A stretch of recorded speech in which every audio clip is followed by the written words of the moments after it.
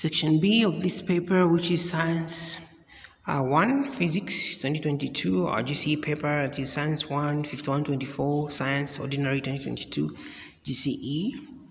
Answer all questions in this section, which is section B. The figure B1.1 shows a simple pendulum suspended on a clamp stand for determining the periodic time. The pendulum is here, at some point it was here, then it went there. What is meant by period of time?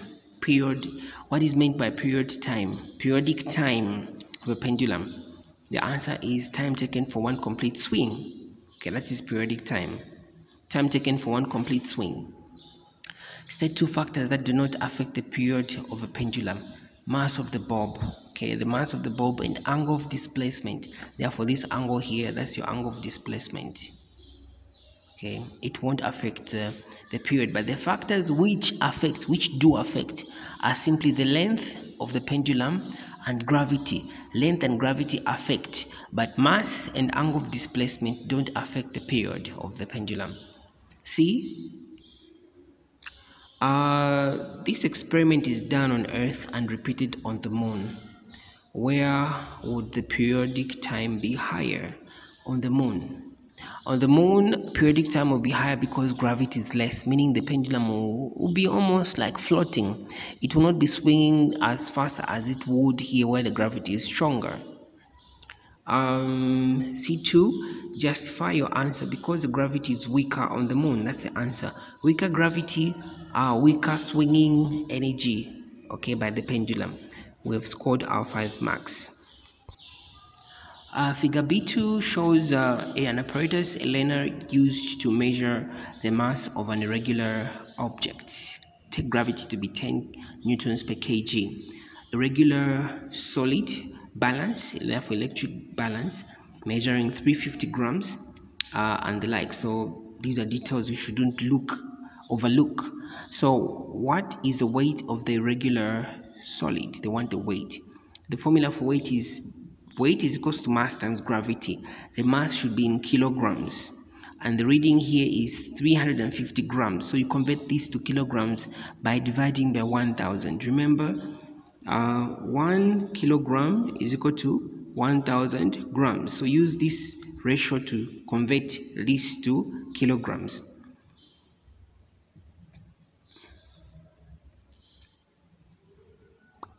That's our answer there. What is the weight? Therefore, you multiply the two, the answer comes out as 3.5 newtons. 2. Remember to always write the formula of what you're calculating for, because sometimes with these 2 marks, 1 mark might be allocated to the formula, correct formula, then correct answer with the correct units. The learner measured the weight of the object on top of the Mount Everest and also down the same mountain using a spring balance. Spring balances measure weight, okay? So the learner measured on top of Mount Everest in the Himalayas, somewhere in Asia, and then came down the mountain and measured the weight of the object. What was his observation about the two weights? The higher you go, the lesser the pull of gravity. The lower you come down, closer to sea level, the higher the pull of gravity. The higher you go, there will be a point where you will actually be free of the pull of gravity and you float off. You will drift off into space. So understand that the weight on the mountain top is less than below or down the mountain. That is the observation. Okay. Therefore, down the mountain, weight will be higher because gravity is stronger as you come down or as you get closer to the center of the earth. Give a reason for the learner's observation. The further away you go from the earth, the weaker gravity gets. At some point, you will be almost free from gravity, although the influence of gravity sometimes is never really, you can't easily tell the boundary, so it ends here, but the further you go away, the weaker the gravity. So the higher the learner goes, the further he gets away from the planet Earth. We have scored our 4 marks. B3 shows the graph of a car that moved from a residential area into town. So velocity 6, time you've got 2468. Okay, so describe the motion of the car from AB. The car accelerated from rest to 2 seconds for 2 seconds. That's the motion. It accelerated, okay, for 2 seconds. I don't know if they would want us to calculate for acceleration or so, or to indicate the final velocity, but the car accelerated for 2 seconds, okay. B to C, the car moved at constant velocity. The car moved at constant velocity. B to C. You can tell from the graph. The gradient of a velocity time graph represents acceleration. So where the gradient is 0, like here where the velocity is constant, there is no acceleration. So the car moved at constant velocity. CD, the car slowed down or decelerated to rest. Resting, look at it. If it doesn't touch the x-axis, then the car has not come to rest. So it has to touch here. If it goes beyond, it means the car stopped, then began going backwards or something like that, okay, began going backwards. So these are the descriptions of the motions of the car. What was the acceleration when the car was moving with constant velocity? It was 0. Acceleration is 0 when velocity is constant, because velocity is change, because acceleration is change in velocity, rate of change in velocity. We have scored our 4 marks. Let's get to B4. B4 shows a seesaw balance with forces as indicated. So a seesaw pivot, this is just the same as the other question in section A. 200 newtons at a distance acting at a right angle to the arm, 200 meters from the pivot, then you've got Y, then you've got 2 meters, 110. The 200 Newton force is 2 meters from the pivot. The 150 force is Y meters from the pivot, and the 110 Newton force is 2 meters from the pivot. State the principle of moments. Okay, principle of moment. Principle of moment states that the clockwise and anti-clockwise moments about a pivot in a system in equilibrium are equal. Okay, so it should show that you mean the clockwise and anti-clockwise moments are acting on the same pivot. So that's the principle of moments. If you don't want to write that statement, you can even write or indicate it like this: clockwise moments are equal to anti-clockwise moments about the same pivot. B, calculate the distance y. When you look at this is anti-clockwise, it will bring about this kind of turning effect. Then these two bring about that turning effect, and each one of these forces has a moment. So the moment of the 150 Newton force is 150 times y. The moment of this one is 110 times 2. The moment is this 200 of this force is 200 times 2. Okay, so this should be equal to the addition of these two on the right side for this system to be in equilibrium. So calculating the distance y, we plug in the formula for the principle of moments, where we've got this moment, which is our 200 times that, okay, like there on top there. So times this one times that one, 150 times y. Then we solve for y. This is more like just algebra. So distance y comes out as 180 over 150, giving us 1.2 meters. Okay, so this distance y here is 1.2 meters. Find the force X acting upwards at the pivot. The force X here, all of these, we usually ignore the force or the weight of the ruler or the seesaw itself, but we mostly focus only on the masses that are, or the weights that are hung on both ends of the on opposite ends of the pivot. So considering only these, we apply Newton's third law of motion. We add all of these. They are all downwards since the system is in equilibrium.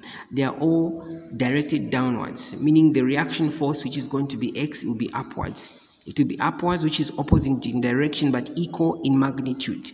So the size of this force is 200 times, plus 150 plus 110, giving us 460 newtons upwards. That will be the magnitude of X on the pivot. B5, an 8 kg brick fell from a building under construction. The brick fell from a height of 8 meters. Take G to be 10. Calculate the potential energy just before it started falling, therefore from the top of the building, 80 meters above. Gravitational potential energy is equals to mass times gravity times height. mg, this is weight. So find the weight of the building multiplied by this height. Remember, the height should always be in in meters. So 8 times 10 times 8 gives me 6400 joules. That's the potential energy of the brick. After falling halfway, meaning halfway means 80, midway of this 8 meters height. Midway is 40 meters, which is this one here. So the potential energy halfway will be half of this here, which is 3200 joules. So the height becomes half. The mass, the weight is still the same. Calculate the kinetic energy of the brick after falling for 3 seconds. Okay, after falling for 3 seconds. So kinetic energy is equal to half times mv squared. We already have the mass. Then this is the same as over 2. Half times mv squared is the same as over 2. So velocity 1000. Okay, velocity squared. So I had to find my velocity squared as this one here, or maybe for me to find my velocity I use this formula for calculating for velocity of a freely falling object, where I've got v squared is equal to 2gh, or if you like you can even say v is equal to root 2gh. Okay, it's the same thing. So v squared is equal to 2gh is the same as v is equal to root 2gh. These two are the same. Okay, they are the same. So when you multiply all of these, then you get that, then you get this. So g is constant, is a 10, then this is this, then 50. How do I get to know the height? How do I get to know the height? Remember that in our question we're told the force per kg is 10 newtons per kg. And this also implies that the acceleration is 10 meters per second squared. Acceleration is 10 meters per second squared. So meaning every second, this block or brick is covering 10 meters. 10 meters per second squared. That's the acceleration. So after 3 seconds, this block would have fallen 30 meters through its height. So we say 80 minus 30. Okay, allow me to repeat that. Or you can reverse the video. 10 meters per second squared, which is the acceleration due to gravity, rate of acceleration due to gravity on Earth, means that a freely falling object will cover 10 meters every second in its fall. So if we are told calculate the kinetic energy of the brick after falling for 3 seconds, it means it should have covered 30 meters, because every second number 1 it would have fallen through 10, second number 2 it would have fallen through the second 10 meters, just like that. So at the end of it all, it would have fallen through 30 meters. So out of the 80 meters, you remain with a height of 50 meters. And then you do a multiplication there, it comes out as 1000. Then root 1000, you square both sides to cancel out this square, gives you this. But in our formula, you need v squared again. So you square this again, it should give you 1000. Then 8000 over 2 gives you 4000 joules as our kinetic energy. 4000 joules as our kinetic energy. B6, what is boiling? Okay, boiling is change of a liquid to vapor throughout itself, not just on the surface. If you're talking about the surface, then you are implying evaporation, because the two are different. So boiling is a change of a liquid throughout itself to vapor. B, state 2 factors that affect the boiling point of a liquid. Atmospheric pressure. Okay, atmospheric pressure. The higher the atmospheric pressure, the higher the boiling point. The lower the atmospheric pressure, the lower the boiling point. So if you go on Mount Everest, light up a fire, put some water in your pot for you to boil, or teacup or something like that, you may find that your water will boil at maybe 80 degrees or even 70 degrees. It will not go further, okay, because the atmospheric pressure is less the higher you go. The other factor is state of purity.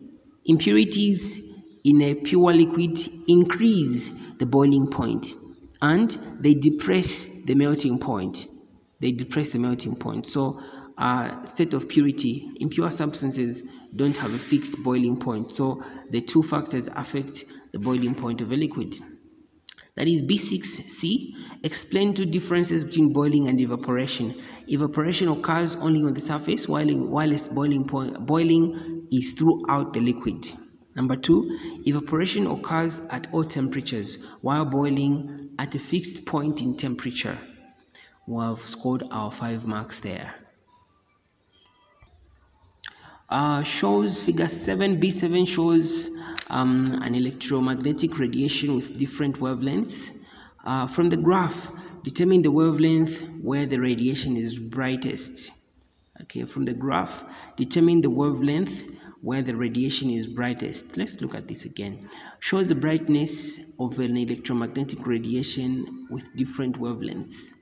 Okay, so wavelength, brightness is on the y-axis, so you can even tell that it's somewhere up there. Okay, maybe somewhere that side, somewhere there. So according to my take here, I took it as 1.1, 1.2 times 10 to the power negative 6. Okay, 1.2 times 10 to the power negative 6. I took it to say my this was brightest at this point. When you go upwards there, it was brightest here. Okay, at this wavelength. If the wavelength is visible light rays are between 4 exponential negative 7 meters and 7 exponential negative 7 meters, what is the name of the radiation in A above? Ultraviolet.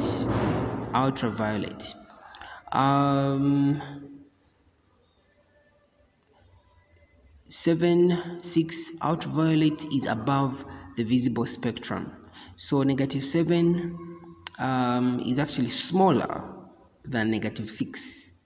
In other words, 6 is closer to 0, so negative 6 is greater than negative 7 in these exponents. Okay, so meaning that this one has got a much higher wavelength, much higher frequency, or a much shorter wavelength. Okay, so my answer here was ultraviolet. I hope I've not swapped them with infrared, but this is my take. Analyze these exponents.